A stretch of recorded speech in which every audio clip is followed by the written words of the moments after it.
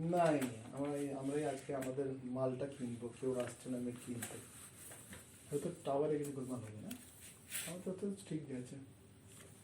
মাঝে মাঝে ই লেখা আছে তাই ওটা যাচ্ছে ই লেখা আছে না, ঠিক আছে। তাহলে 29 পর্যন্ত হয়েছিল তো, আজকে হচ্ছে 29 পর্যন্ত হয়েছিল, দ্বিতীয় অধ্যায় 29 পর্যন্ত তো হয়েছিল। 23-31 চলছিল নাকি? 29 পর্যন্ত একটা দাবি আছে। হ্যাঁ 29 মতো হয়ে গেছে, এখন 30 মতো 30টাকে শুরু করছি।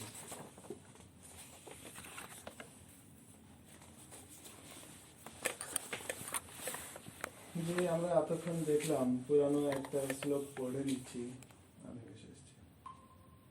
যে এখানে বলছে আত্মতত্ত্ব যেটা আছে তার 29 নম্বর শ্লোকে বলছে আত্মতত্ত্ব যেটা আছে সেটা আশ্চর্যবৎ পশ্যতি কশ্চিদেনম আশ্চর্যবৎ বদতি তথৈব চান্য আশ্চর্যবৎ চ এনম অন্য শৃণোতি শ্রুত্বাপ্যেনম বেদ ন চৈব কশ্চিৎ। অনিমেষদা আমরা দ্বিতীয় অধ্যায় দেখছি, দ্বিতীয় অধ্যায় 29 নম্বর শ্লোকটি আছে। তোমার ওই মোবাইলটা দাও, রেকর্ড করছি না? তাহলে ঠিক আছে, তোমার থেকে নিয়ে তাহলে 29 নম্বর শ্লোকটা বের করেছো অনিমেষদা? 42 নম্বর পাতা 42। হ্যাঁ দেখতে পাচ্ছ তো, তো এটাই, ওটা আমরা আগে দেখছিলাম, কালকে ওটা পড়া হয়েছিল।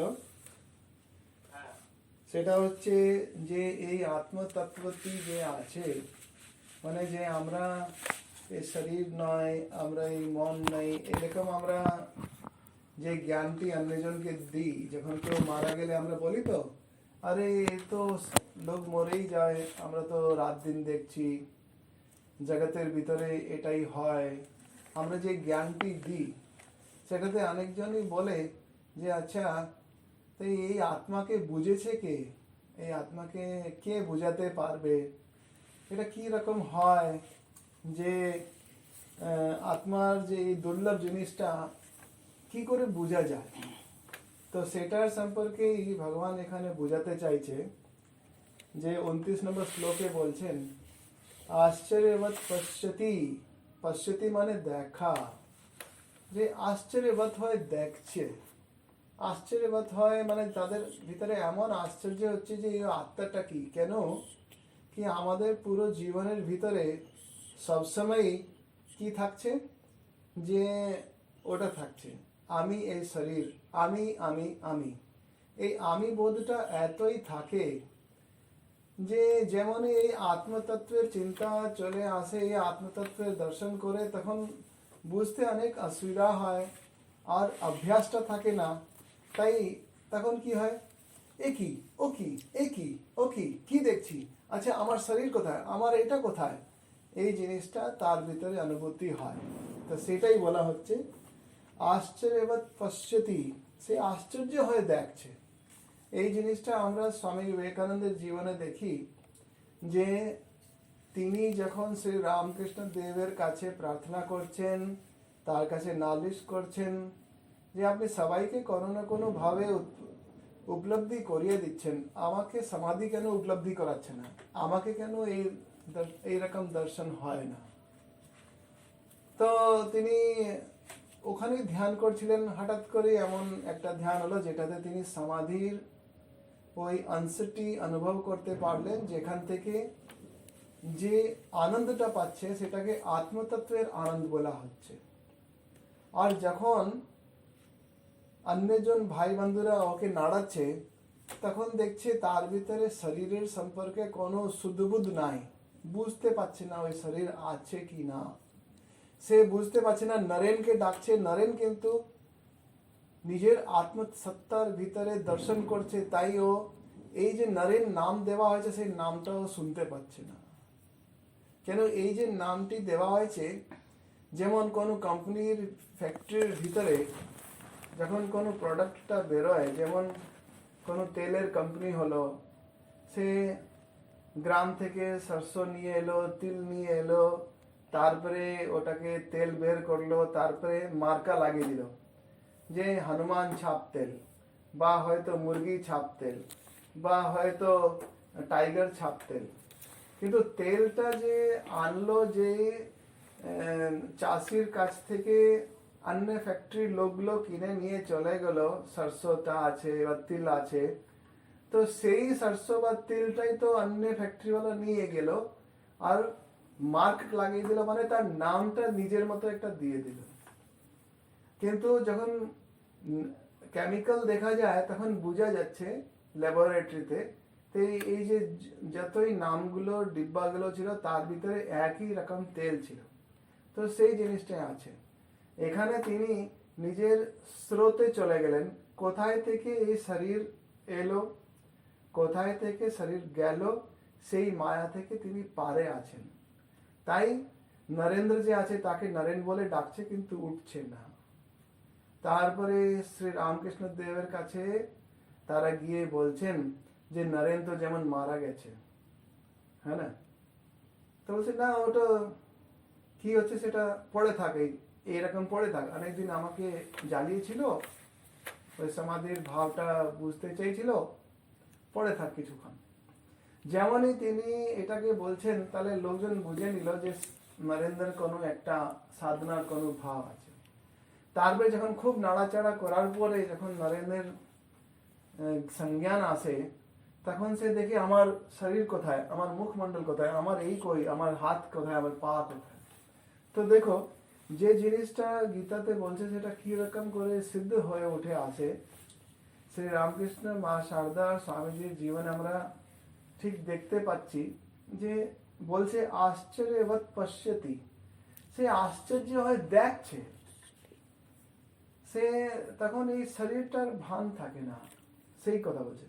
আশ্চর্যবৎ পশ্যতি কশ্চিৎ এনম, যে কশ্চিৎ মানে সবাই দেখতে পারে না, কোনো একটা মহাপুরুষ দেখতে পারে, যাদের উপরে শাস্ত্র কৃপা থাকে, মহাপুরুষ কৃপা থাকে, ইয়া যেমনই একটা বলো যে তার নিজের কৃপাও থাকে, যে নিজে খেটে ওই তত্ত্বটাকে অনুভব করছে। কশ্চিৎ এনম মানে সবাই নেই, কিছু লোক। তারপর বলছে আশ্চর্য বদতি, তারা আশ্চর্য হয়ে কথা বলেন।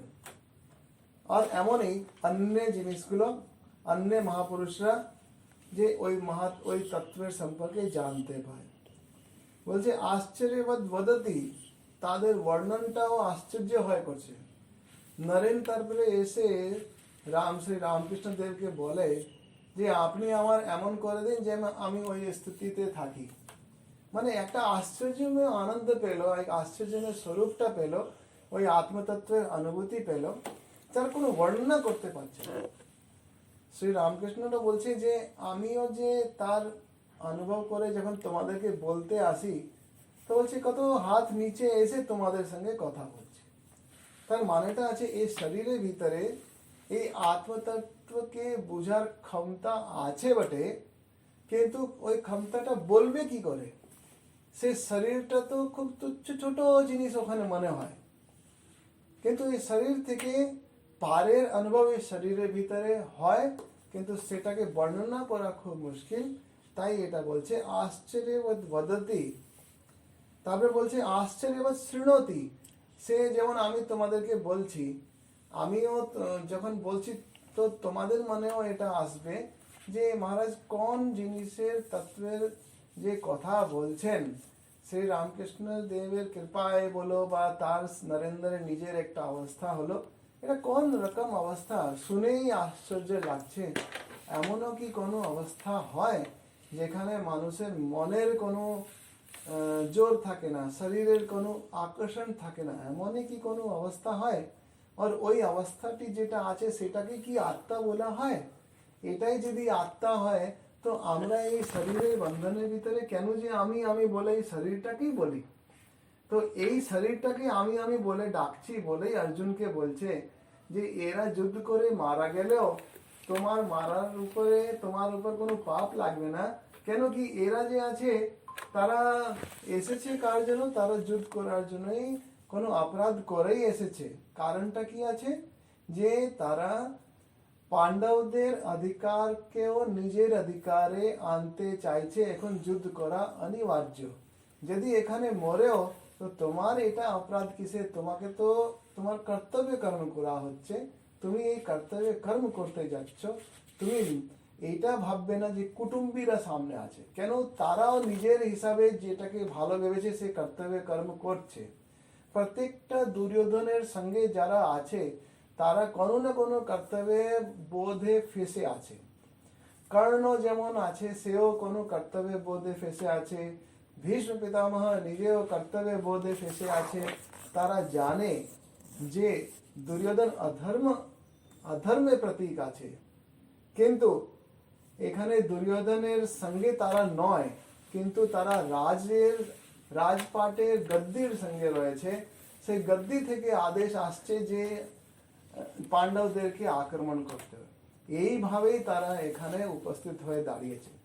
না হলে এখানে যে এত লোক কৌরবদের সঙ্গে আছে, এত লোক যে পাণ্ডবদের সঙ্গে আছে, তারা কোন ভাবে এখানে এসেছে সেটা যদি খোঁজা যায় তো প্রত্যেকটাই মানুষ নিজের কোনো না কোনো কর্তব্য পালন করতে ওখানে এসেছে। তারা নিজের শরীর দেওয়ার জন্য এসেছে।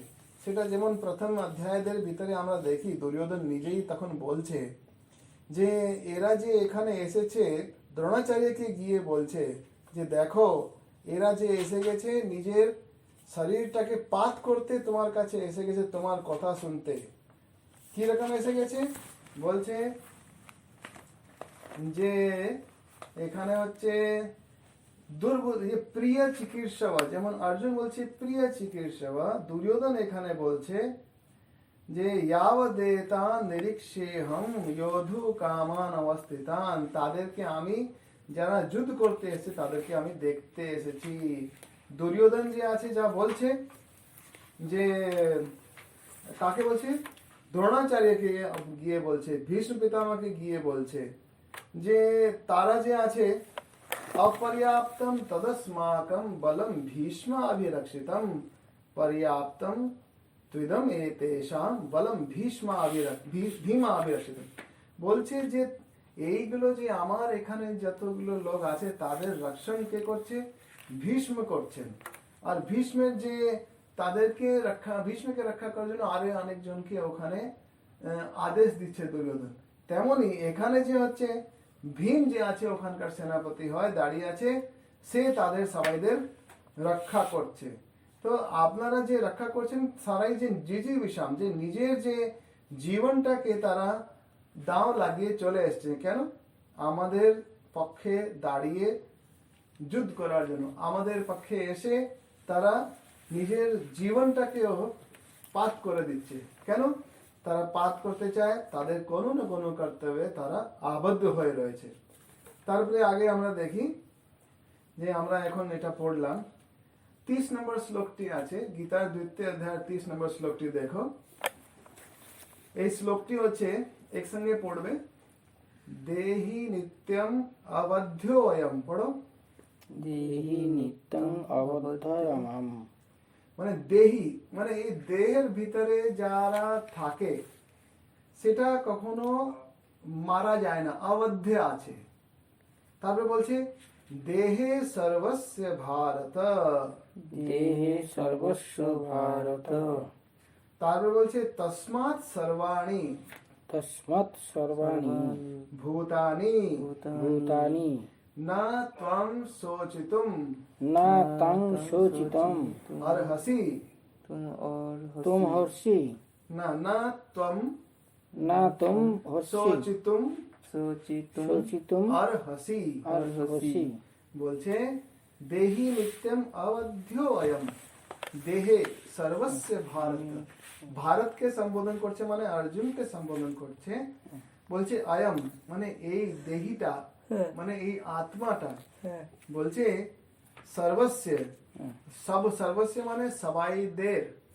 যেখানে তুমি দেখবে গীতার ভিতরে অস্য লাগানো হয়ে গেছে, সর্বস্য, মধুরস্য, ভারতস্য, হ্যাঁ না, ইয়া কৃষ্ণস্য। তো এর মানেটা হচ্ছে যেমন আমার এখানে যদি রাম বসে আছে তো রামের পকেট ইয়া রামের কলম, তো বলবো রামস্য কলমা, হ্যাঁ না। তো এইরকমই আমরা সংস্কৃতে যেখানে অস্য আসবে দেখবে ওই মানুষের কি জিনিসকে নিয়ে ওরা অস্য লাগিয়ে সম্বোধন করেছে। যেমন এখানে যেমন আহদ আছে, তো তো আহাদের কিতাব, তো এটা আহাদের বই, তাকে সংস্কৃতে কি বলবো? আহাদস্য পুস্তক ইয়া পুস্তকম, আহাদস্য পুস্তকম।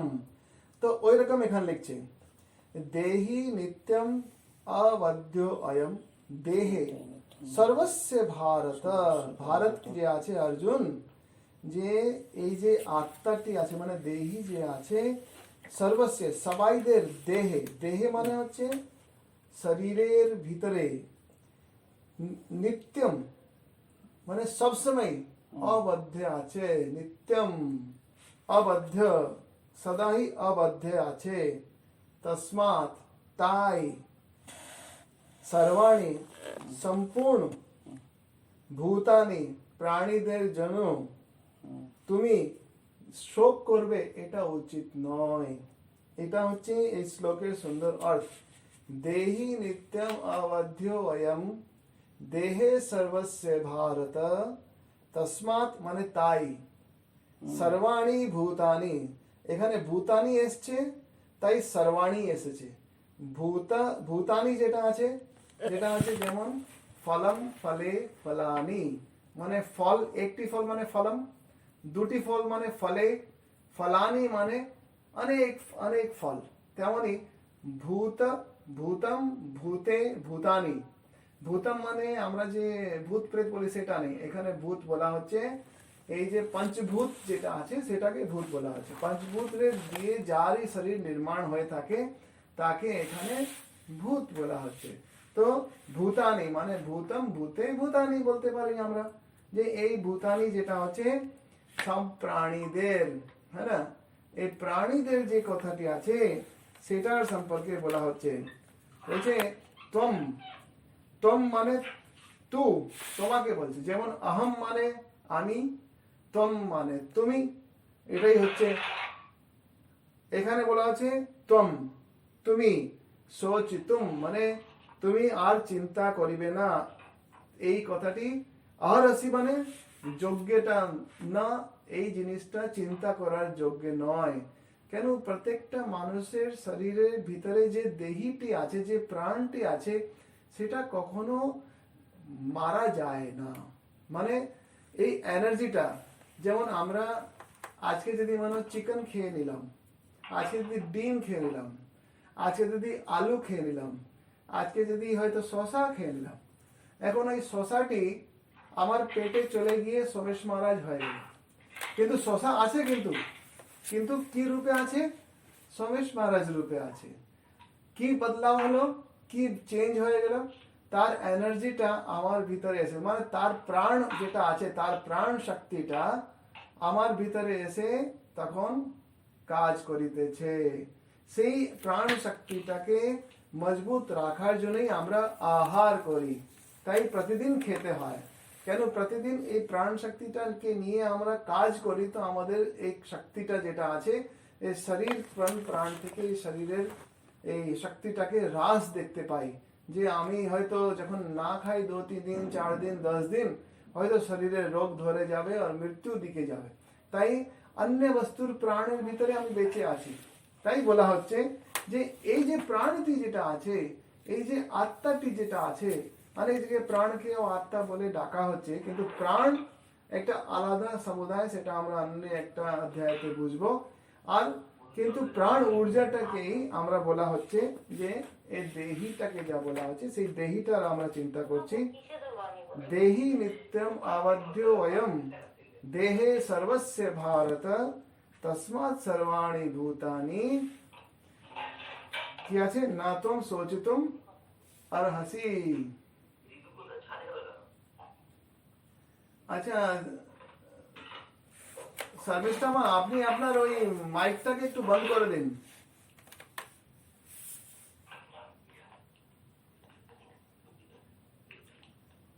আপনার এই মাইকটাকে বন্ধ করে, আপনার বর্তনে খটকুট খটকুট সাউন্ড আসছে। আচ্ছা, তারপরে হচ্ছে 31 নম্বর শ্লোকটি করে আজকে এই জিনিসটা করব আমরা। বলছে এখানে যে আছে যে এখন পর্যন্ত দেহির সম্পর্কে তিনি বললেন যে এই শরীরটার ভিতরে যে আত্মা আছে সেটার তিনি স্বরূপ সেটা তিনি প্রকাশিত করলেন। এখন যে আছে সব থেকে দরকারি কথাটি এখানে বারে বারে এই পুরো গীতাতে এই কথাটি বারে বারে চলবে। সেটাতে তিনি বলছেন স্বধর্মম আপি চাবেক্ষ্য न विकम्पितुं मर्हसि धर्म्यादि युद्धाश्रेय अन्यत क्षत्रियस्य न विद्यते। এখানে যে আছে একটা ক্ষত্রিয় মানুষ যেটা আছে, যেমন আমাদের যে ব্যবস্থাটি ছিল সমাজের ভিতরে ব্রাহ্মণ, বৈশ্য, ক্ষত্রিয়, শূদ্র, এই চারটা বিভাগ করে আমরা চার প্রকারের কাজগুলো পুরো সোসাইটির ভিতরে সমাজের ভিতরে করা হতো। তাই এই যে ক্ষত্রিয় মানুষটার জন্য এরকম অবস্থায় যুদ্ধ করে নিজের প্রাণহানি হলেও তারা স্বর্গ প্রাপ্ত করবে। তারা যদি মরে যায় তো স্বর্গ প্রাপ্ত করে, মানে মৃত্যুর পরে। আর যদি না মরে আর যদি বেঁচে থাকে তাহলে এই পৃথিবী মাটির ভোগ করে। এটা হচ্ছে বীর ভোগ্যা বসুন্ধরা। যে বীর পুরুষ আছে তারা এই বসুন্ধরা তাকে ভোগ করে। সেই শ্রুতি বাক্যটাকে চিন্তাতে রেখে ভগবান শ্রীকৃষ্ণ এখানে বলছেন স্বধর্মম আপি চাবেক্ষ, মানে হচ্ছে স্বধর্মম মানে নিজের ধর্মের অনুসার যদি তুমি চাবেক্ষ মানে আবেক্ষ, আবেক্ষ মানে বীক্ষণ, বীক্ষণ মানে হচ্ছে দেখা, আবেক্ষ মানে তুমি যদি এটাকে দেখো, ভালো করে যদি দেখো তাহলে কি হবে, বলছে স্বধর্মম আবেক্ষ আপি বিকম্পিতুম, বিকম্পিতুম মানে হচ্ছে তার জন্য ভয় করার মতো কোনো যোগ্যতার কথা নেই। কেন না আরহসি, দেখো আবার না আরহসি আবার এসে গেল। আরহসি আগেও ওটাতে ছিল 30 নম্বরে अंतिम জায়গায় লেখা আছে সোচিতুম আরহসি, এখানে বলছে না বিকম্পিতুম আরহসি, মানে এটা তোমার চিন্তা করার যোগ্যতার কথা নেই। কেন, যে তোমার যে ধর্মটি আছে, বলে ধর্মাত হি যুদ্ধায় শ্রেয়, তোমার যে শ্রেয় আছে, তোমার যে এখন কাজ করার যে ক্ষমতা যেটা আছে, তুমি আমাকে জিজ্ঞেস করেছো যে আমার জন্য শ্রেয় কি আছে, ইয়াত শ্রেয় স্যাৎ নিশ্চিতম ব্রূহিতম, যেটা আমার জন্য শ্রেয় আছে সেটা যদি তুমি আমাকে বলতে বলেছো তো এখানে এই প্রশ্নের উত্তর তোরা দেখতে পাচ্ছ। এটাকে দাগ দিয়ে রাখবে যে প্রশ্ন করেছে শ্রেয় সম্পর্কে ওখানে, এখন শ্রেয়ের সম্পর্কে তিনি এখানে দাগ দিয়ে দাও, এই শ্রেয় শব্দটাকে দাগ দিয়ে দাও। এখন তিনি এরকম জায়গা জায়গা তিনি বলবেন যে তোমার জন্য এটা শ্রেয়। তিনি ওকে যুদ্ধ করার জন্য বলছে না, তিনি বলছেন এই যুদ্ধ করাটা তোমার ক্ষত্রিয় ধর্ম হিসাবে তোমার এর থেকে বড় কল্যাণকারী কাজ আর কেউ নাই, তাই ওকে যুদ্ধ করার জন্য বলা হচ্ছে। যদি তুমি এটা না করো তাহলে তুমি স্বর্গলোক পাবে না, বলছে। তারপরে আসছে यदृच्छया च उपपन्नम स्वर्ग द्वारम अपावृतम सुखिना क्षत्रिया पार्थ लबन्ते युद्धम ईदृशम। তাহলে আগেকার শ্লোকটা একবার বলো, আর তো বলা হয়নি।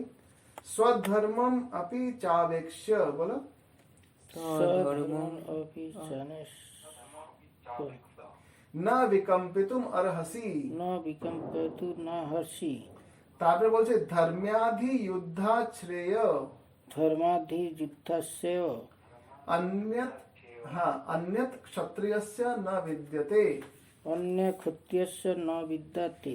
তারপরে হ্যাঁ 32 নম্বর শ্লোকটি যেটার ব্যাখ্যা আমরা এখন করব, বলছে यदृच्छया च उपपन्नम, বলো তো यदृच्छया যদিচ্ছয়া चोपपन्नम সোপপন্নম स्वर्ग द्वारम স্বর্গদ্বারম अपावृतम অপাবৃতম सुखिनः क्षत्रिया पार्थ সুখিনা ক্ষত্রিয় পার্থ लभन्ते युद्धम ईदृशम, লভন্তে যুদ্ধীয় ইমিষম। युद्धम ईदृशम, বাহ খুব সুন্দর করে বলেছো অনিমেষ, খুব ভালো বললে। এখানে দেখো প্রত্যেকটা শ্লোকে ভগবান অর্জুনকে বিভিন্ন নামে ডাকছে। 30 নম্বর শ্লোকে দেখি সে তাকে বলছেন ভারত বলে ডাকছেন। তারপরে এখানে যিনি উনি বলছেন অর্জুনকে যে বলছে এই 32 নম্বর শ্লোকে হে পার্থ, পার্থ বলে ডাকছে। তো প্রত্যেকটা নামের সঙ্গে সঙ্গে কোনো না কোনো অর্থ জড়িত থাকে, সেই জিনিসটাই যে আছে এখানে বলা হচ্ছে।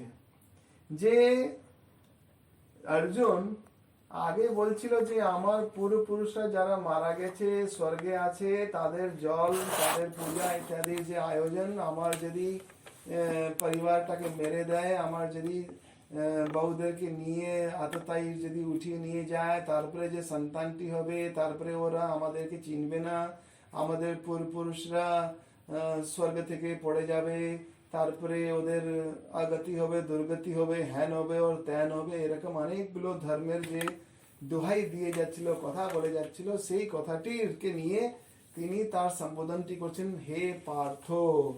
হ্যাঁ না, পার্থ বলছে এখানে সুখিনা ক্ষত্রিয়া পার্থ। পার্থ মানে পৃথু রাজা আর এরা যারা আছে, যারা যাদের থেকে এই বংশগুলো এসেছে, তারা তো এখন নাই, তারা স্বর্গস্থ হয়ে গেছেন। হ্যাঁ না, তো ওটার জন্যই ও বলছে যে পার্থ যদৃচ্ছয়া, মানে এটা তো নিজে থেকেই এসে পড়েছে, এই যে আছে আপনি আপনি এসে পড়েছে, সেটা উপপন্নম মানে আপনি আপনি যেটাকে আমি প্রাপ্ত করেছি, মানে এই যুদ্ধটাকে আপনি আপনি চলে এসছে। এরকমই কর্ম হচ্ছে এদের, যে যুদ্ধ করার জন্য তারা উদ্যত হয়ে লেগে পড়ে আছেন। এখন তোমাকেও তোমার রক্ষা করার জন্য যুদ্ধ করতে হচ্ছে। তো এই যুদ্ধটা তো তুমি না ডেকেও তো চলে আসছে। এখন তুমি যদি ক্ষত্রিয় হয়, যদি এই এটা বলছে আপনি আপনি চলে এসেছে, যদৃচ্ছা উপপন্নম, এইরকম যে যুদ্ধটি আছে সেটা আমাকে স্বর্গ প্রাপ্ত করাবে। স্বর্গ দ্বারম অপাবৃতম, অপাবৃতম মানে হচ্ছে এটা তো স্বর্গ দ্বার খোলা হয়ে গেছে তোমার জন্য। তাই বলা হচ্ছে, যেমন স্বামীজি কর্মযোগেও এই কথাটি বলছে, যে কাজটি তোমার সামনে এসেছে সেটাকে তুমি যদি তাড়াতাড়ি ভালো করে কমপ্লিট করে দাও, তাহলে এই সমাজটি তোমাকে আরো উন্নত কাজের জন্য রাস্তা খুলে দেবে, তোমাকে আরো উন্নত কাজে এগিয়ে দেওয়ার জন্য তারা একদম উদ্যত হয়ে লাগবে। তো বলার কি আছে, যে রাস্তাটা খুলে যায়। যদি মানো আজকে অনিমেষ একটা কাজ ভালো করে করে, তাহলে হয়তো তার কর্তারা দেখছে যে এই ছেলের ভিতরে দায়িত্ব বোধ আছে, দায়িত্ব নেওয়ার ক্ষমতা আছে, সেই ক্ষমতাটিকে তারা দেখে আরো বড় ক্ষমতা তার মাথায় দেবে। কেন? তারা বুঝেছে যে এই লোকটি এই কাজটি করতে পারে। যদি অনিমেষ এটাকে ঠিক ভালোভাবে যদি নেয়, তাহলে নিশ্চিতভাবে সে আরো উন্নতি লাভ করবে। কেন? সে এই জিনিসটাকে এমন ভাবছে না যে কি আমার ঘাড়ে এত কাজ চাপ দিয়ে দিল, আমি তো আনন্দেই ছিলাম, আমার ঘাড়ে চাপ ফেলে দিয়ে আমাকে ডুবিয়ে দেওয়ার চেষ্টা করা হচ্ছে। না, এটাকে যদি ঠিকভাবে নেয়, এটা তো আমার স্বর্গের দ্বার খুলে গেছে, মানে the gateway of happiness has been open for me. এটা আপনি আপনি এসে উপস্থিত হয়ে পড়েছে। তুমি তাকে আনার জন্য তোমাকে চেষ্টা করতে হলো না, তুমি সামনেই পেয়ে গেছো। এখন যদি তুমি যুদ্ধ করো, যদি মারাও যাও, তুমি স্বর্গ প্রাপ্ত করবে। হে পার্থ মানে তুমি তোমার পূর্বজদের কাছে তুমি আগে গিয়ে থাকবে, তুমি স্বর্গ প্রাপ্ত করিবে, এই কথাটি বলছে। তুমি পেয়ে গেছো, তোমাকে ওইখানে তোমার কর্ম আর তাদের কর্ম মিলে তোমাদেরকে এক জায়গায় এমন জায়গায় আনিয়ে দিয়েছে যেখানে যুদ্ধ ছাড়া আর কোনো এখন কর্ম নেই। হয়তো যদি ওরা যুদ্ধ না চাই, হয়তো দ্যুত চাইতো, তো দ্যুত ছাড়া কোনো কর্ম নেই। আইপিএল গ্রাউন্ডে গিয়ে যদি কোনো প্লেয়ার বলে আমি তো এসে পড়েছি, আমি এখন খেলবো না, তাহলে বাকি সব কোম্পানিগুলো যারা ওর উপরে টাকা লাগিয়েছে তারাই ওকে মেরে খেয়ে নেবে, যে তোমার উপরে আমরা 10 করোড় লাগিয়েছি, তুমি আমাদের হয়তো 10 করোড় আবার দাও, তোমার উপরে আমরা দাও লাগিয়েছি, 100 করোড়ের বিজনেস করেছি, তুমি তাহলে দাও। ও মরে গেলেও নিজের সম্পত্তি থেকে অত টাকা যে আছে দিতে পারবে না। আর যেমনই যদি ওই যে খেলতে খেলতে যদি পা ভেঙে যায়, তাহলে কেউ ওকে কিছু বলবে না, তাকে আরো মাথায় তুলে রাখবে, আরে বাবা ওর তো পা খারাপ হয়ে গেছে। দেখো আইপিএল এর মতো এই সব সংসারটা কি সুন্দর আছে, সামনে এসে উপস্থিত হয়ে পড়েছে আমি খিলাড়ি, আর যদি আমি বলি আমি খেলবো না, ময়দানে গিয়ে বলি খেলবো না, তাহলে কি করে হবে? সেটা কি ভালো লাগবে? সেটা হবে না। তো সেই রকম হচ্ছে এই যুদ্ধটা, যুদ্ধের জায়গায় যদি তুমি আইপিএল নিয়ে এসো, যুদ্ধের জায়গায় তুমি ফুটবল নিয়ে এসো, তো তো দোনো পার্টি সামনে এসে গেছে, মোহনবাগান ইস্ট বাগান সামনে এসে গেছে। এখন যদি ওই কি নাম আছে, ধনরাজ আছে কি নাম আছে, যে হকি প্লেয়ার ছিল ওটা, ভালো যদি ফুটবল প্লেয়ার যদি বলে আমি খেলবো না, তাহলে যতগুলো অডিয়েন্স বসে আছে তারা তো বলবে আমরা টিকিট দিয়েছি, টিকিটের 10 টাকা 50 টাকা দিয়েছি, পুরো স্টেডিয়ামের ভিতরে লাখ লাখ টাকা জুটেছে এই প্লেয়ার্সের জন্য, তারা যদি বলে না খেলবো না, তাহলে পাবলিক কি ওদেরকে ছেড়ে দেবে? পাবলিকও উল্টো মেরে দেবে, বুঝে দেবে না? তো সেই কথাটি এখানে হয়ে গেল যে তোরা তো এসেছো এখানে খেলতে, এখন তো তোমাদের যদি হেরে গেলে তো রানারের ট্রফি পাবে, জিতে গেলে তো উইনারের ট্রফি পাবে, ট্রফি তোমাদের পাক্কা হয়ে গেছে, তোমাদের এসে গেছে, এখন এখন নিশ্চিন্ত হয়ে তোরা খেলো। আর খেলাতে যদি যুদ্ধের খেলা আছে তাহলে ওটাও তুমি, তোমাদের তো ক্ষত্রিয় হওয়ার জন্য, তোরা খিলাড়ি হওয়ার জন্য ফুটবল তোমাদের প্রাণ আছে, তোমাদের যদি যোদ্ধা আছে তো অস্ত্রশস্ত্র তোমাদের প্রাণ আছে, লাগাও তোমাদের একদম পিছনে লেগে যাও। এটা হচ্ছে স্বর্গের দ্বার খোলা আছে, যদি না করো তাহলে স্বর্গও পাবে না, বাইরে গেলে লোক লাতও মারবে, আর নেক্সট ডে নিউজ পেপারে কাটিং দিয়ে চলে আসবে যে তুমি পালিয়ে গেলে, আর তুমি যাবে লুকোবে কোথায়? যেমন এই বাড়িতে ঢুকতে যাবে, নিজের ঘরের সামনে থেকে যাবে, ঘরে ঢুকতে আশেপাশে লোকজনই বলবে দেখো দেখো অর্জুন যাচ্ছে, পালিয়ে এসছে, দেখো দেখো দেখো দেখো। আর তারপরে দুর্যোধন মতো লোক বলবে যে এই ঘরটা তো আমার, পালা এখান থেকে। কোথায় থাকবে অর্জুন, তুমি বাঁচবে না। এই কথাটি এখানে এসে পড়লো যে সুখিনে ক্ষত্রিয়া পার্থ লবন্তে যুদ্ধম ঈদৃশম, এমন যুদ্ধ কারা পায়? ক্ষত্রিয়ের জন্য এইরকম যুদ্ধ পেয়ে মানে কি আনন্দ, কি আনন্দ, কি আনন্দ। আমার কাছে যদি এসে আমাকে বললো, ইয়া শ্রীকেশ দা এসে বললো মহারাজ আমরা গীতা পড়বো, তো আমার জন্য তো এই আনন্দের কথা, কেন আমারও গীতার চর্চা করার জন্য দুজন সাথী পেয়ে গেলাম। ওরা জানুক বা না জানুক, বা আমি না জানুক, একটু গীতা খুলে পড়া তো হচ্ছে, ওটা দিয়ে কিছু না কিছু তো পুণ্য অর্জন করা হচ্ছে, কিছু না কিছু সদ্বুদ্ধি লাভ করা হচ্ছে, কিছু না কিছু এমন জ্ঞান লাভ করা হচ্ছে যেটা হচ্ছে আত্মতত্ত্ব। এই আত্মতত্ত্বটা কিরকম? আশ্চর্যবৎ পশ্যতি যশ্চিতেনম, এটা কোথায় আছে? এই জাস্ট আগে আমরা এই শ্লোকটি পড়লাম 29 নম্বর। এই আত্মাটি কি রকম আছে বলছে, আশ্চর্যবৎ পশ্যতি কশ্চিদেনম আশ্চর্যবৎ বদতি তথৈব চান্যে আশ্চর্যবৎ চৈনন মন্যে শৃণোতি। আশ্চর্য হয় তারা শুনছে, আর যারা তার ব্যাখ্যা করছে তারাও আশ্চর্য হয়ে ব্যাখ্যা করছে। বলছে শ্রুতবাপেনম বেদ না চাইব কশ্চিৎ। কি একটা সুন্দর একটা শ্লোকটি, মানে যারা শুনলেও অনেকবার ভাববে যে আমি এটাকে কিছু শুনলামই না, আমি এটা বুঝতেই পেলাম না। তার এর সঙ্গে জোড়ানো আরো যে শ্লোকগুলো আছে সেটা আমরা আবার কালকে করব, কিন্তু এই শ্লোকটা খুব সুন্দর আছে। 33 নম্বর শ্লোকটা একটু করে নিচ্ছি, এর সঙ্গেই আছে। বলছে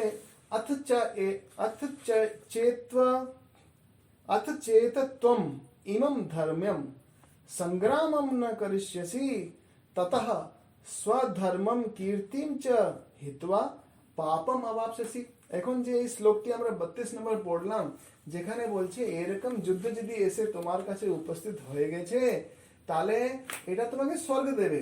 এখন আবার এর বিপরীত যে কথাটি বললাম, খিলাড়ি স্টেডিয়াম ছেড়ে যদি পালিয়ে যায় তো কি রকম অবস্থা হয় সেটা এখানে বলছে।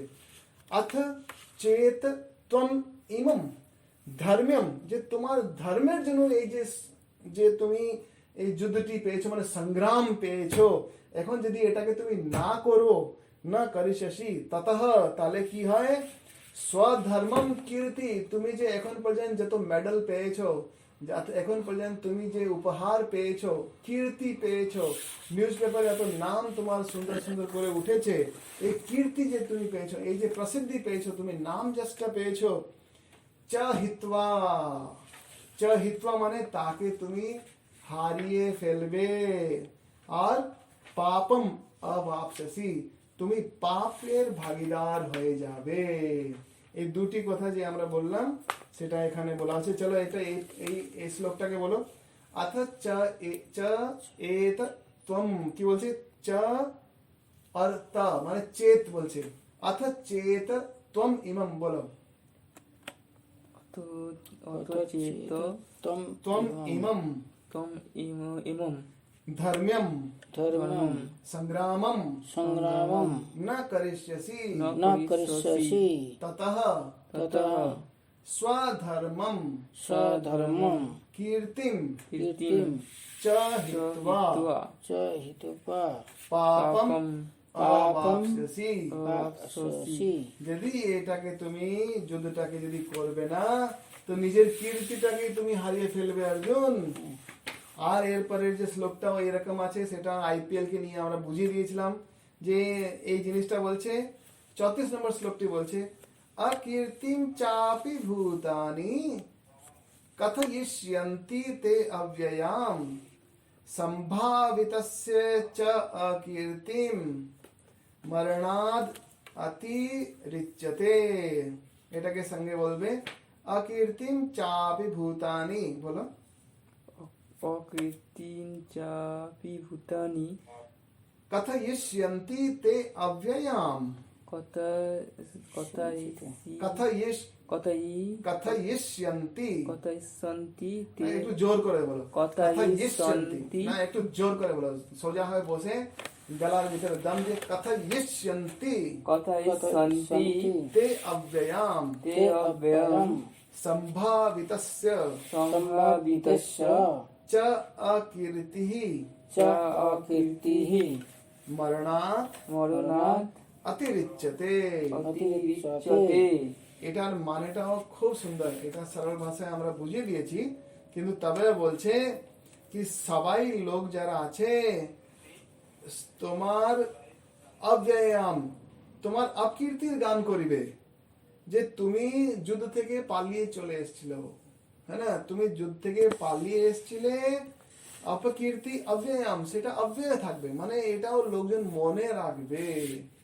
যেমন দাদা ওখানে খেলতে গেছিল, এই কাপটি সে নিয়ে এলো, যেমন এটা কীর্তি আছে।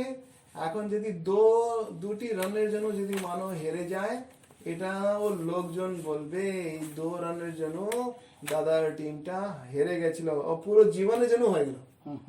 তো ওটাই বলছে তোমার অপকীর্তি লোকজন গাইতেই থাকবে। তোমার যেখান থেকে বেরোবে তারা বলবে দেখো এর করোনা হয়েছিল, যেখান থেকে এর করোনা হয়েছিল।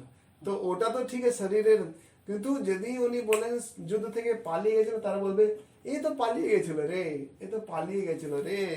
তো তুমি যত কিছু অর্জন করেছিলে সেটা নষ্ট, হ্যাঁ না। বলছে কথয়িষ্যন্তি মানে বলতে থাকবে। লোকে কি দাঁতে আসি লোকাচার, কথয়িষ্যন্তি গপর গপর গপর গপর গপর, মানে হয়তো তুমি একটা জায়গায় তুমি ফেল করলে, লোকজন কানে কানে বলবে ও ওখানেও ফেল করলো, ওখানে ফেলবো, এ তো বাজে লোক, এ তো সব কিছুই করতে পারে না, সে নিজের বউরও রক্ষা করতে পারলো না, সে এটাও করতে পারলো না, সে উল্টো তোমাকে এমন চাপে ঘাড়ে ফেলে দেবে। এর থেকে ভালো তুমি এখানে খেলতে খেলতে মরে যাও, ঘরে গেলে তুমি তোমার ঘরেও থাকতে দেবে না। এটাই বলছে কথয়িষ্যন্তি চ সম্ভাবিতস্য। সম্ভাবিতস্য কি আছে, যে মাননীয় লোকগুলো আছে, যে পুরুষ প্রকৃতি যারা নিজেকে যারা বাঁচবে, তারা সম্ভাবিত আছে, যারা এই যুদ্ধ করার পরে যে বেঁচে যাবে, তারা যে আছে তোমাকে তারপরে গালাগালি করবে যে তোরা যে আছে কিছু পারলো না। তো এইরকম ভাবে চিন্তা উনি এখানে করছেন। কোথায় গেল সম্ভাবিত অতিরিচ্যতে। আর এখন এটা খুব ইম্পর্টেন্ট, বলে সম্ভাবিত চ অকীর্তিম মরণাদ অতিরিচ্যতে, মানে হচ্ছে সেটা তো মরণাদ অতিরিচ্যতে। অতিরিচ্যতে মানে হচ্ছে মরণাদ, মৃত্যু থেকে বেশি তোমার এই অপমানটা যেটা আছে না, মৃত্যু থেকে বেশি তুমি অনুভব করবে। মৃত্যুতেও তুমি আনন্দ পাবে, যে স্বর্গ পাবে, কেন কি তুমি কর্তব্য বোধ করে মৃত্যু হয়েছে। কিন্তু যদি এরকম পালাবে তাহলে এটাও হারালো, মানে এই কীর্তিটাও হারালো, যে তুমি খেলতে খেলতে মরেছো, যুদ্ধ করতে করতে মরেছো। আবার অপকীর্তি ওর হবে, যে এই লোকটি এমন, এই লোকটি এমন, জিন্দা থাকার থেকে বেশি প্রতিদিন প্রতি মুহূর্তে যেন মৃত্যু ওখানে তোমার সামনে উপস্থিত থাকবে, তুমি মরলেও না, আর অপযশের মৃত্যু প্রতিদিন খাবে। এটাই বলছে অপকীর্তি। যাক, এটা হলো খুব সুন্দর, এর সঙ্গে ওদের এটা বন্ধ হয়ে গেল। এখানে আমরা আজকে বিরাম দিই, হ্যাঁ না। তাহলে আজকে সব আগে পাঠগুলোর সব নাম বলে তো, অধ্যায়ের কি কি নাম আছে বোধ হয় যে তোমাদের এখন ঘুম ছিল না, হয়নি।